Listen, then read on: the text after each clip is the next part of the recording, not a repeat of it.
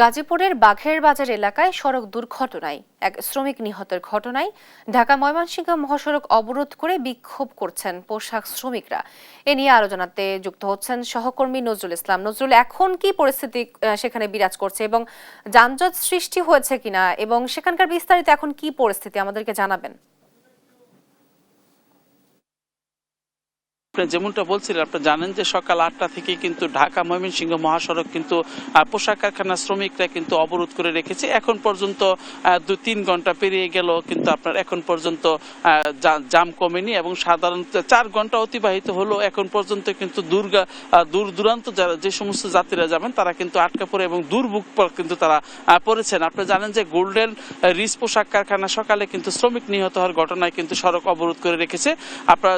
আমরা কয়েকজন শ্রমিকের সাথে কথা বলে যেটা জানতে পেরেছি যে এখানে যে গোল্ডেন রিচ যে পোশাক কারখানা শ্রমিক রয়েছে তামান্না, উনি কিন্তু গতকাল যখন তার শরীর অসুস্থ তখন কিন্তু কর্তৃপক্ষের কাছে ছুটি চেয়েছিলেন।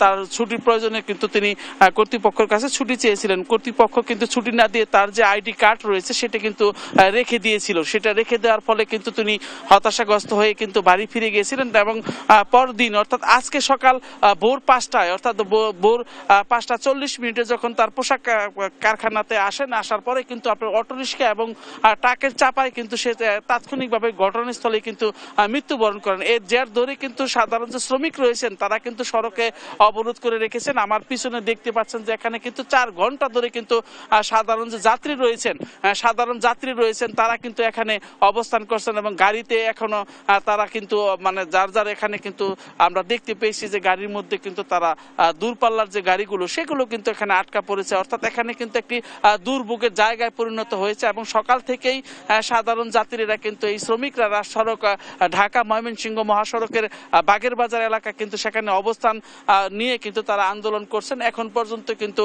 আমরা দেখতে পেয়েছি যে আইন শৃঙ্খলা বাহিনী কিন্তু চেষ্টা করছেন যে তাদেরকে সরিয়ে রাস্তা থেকে সরিয়ে তাদেরকে সড়কটির যান চলাচলে স্বাভাবিক করা যায় কিনা সেই চেষ্টা চালিয়ে যাচ্ছেন তারা।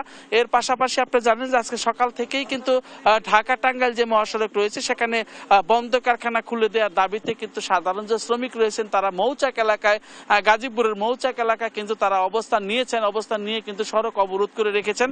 সেখানেও কিন্তু একটি দুর্ভোগের জায়গায় পরিণত হয়েছে। তো আমি যেখানটায় দাঁড়িয়ে রয়েছি এখানে কিন্তু একটানা 4 ঘন্টা ধরে কিন্তু আপনারা দেখতে পাচ্ছেন আমার পিছনে যে গাড়ি সারিবদ্ধ যে গাড়িগুলো রয়েছে সেই গাড়িগুলো কিন্তু এখন পর্যন্ত কিন্তু তারা এই সড়কেই অবস্থান করছেন এবং এর পাশাপাশি যদি আমি একটু দেখাতে চাই সড়কের যে পরিস্থিতি সেখানে কিন্তু এখন পর্যন্ত কোনো যানবাহন কিন্তু আটকা পড়ে রয়েছে এবং উভয় পাশেই কিন্তু দীর্ঘ কয়েক কিলোমিটার পর্যন্ত কিন্তু যানবাহন আটকে রয়েছে এবং দূর দূরান্ত যারা যাবেন এইরকম 2-1 জনের সাথে কথা বলার চেষ্টা করব যে আপনি কতক্ষণ ধরে এখানে অবস্থান করছেন? 1 ঘন্টা বেশি হইব। কি শুনছেন এই জায়গায়? আমরা তো ওরকম কিছু খবর শুনতে পাই নাই আর কি। কেউ বলছে যে এখানে অ্যাক্সিডেন্ট হয়েছে, কেউ বলছে গার্মেন্টস শ্রমিক নাকি মারা গেছে অটোতে। আমি আরো 2-1 জনের সাথে কথা বলার চেষ্টা করব।